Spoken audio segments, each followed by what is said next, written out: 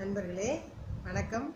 நாம் தினமும் கூறுகின்ற இந்த திருக்குறள் விளக்கத்திற்கும் திருக்குறளுக்கும் நீங்கள் சப்ஸ்கிரைப் பண்ணுங்கள்.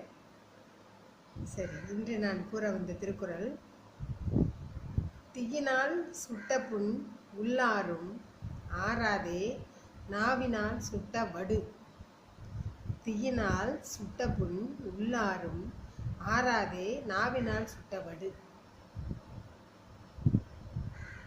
நம்ம உடம்புல தீ பட்டு புண்ணாயிட்டா கூட மேலே தழும்பு இருந்தாலும் உள்ளுக்குள்ளே இருக்க அந்த ரணம், அந்த புண் ஆறி போயிடும்.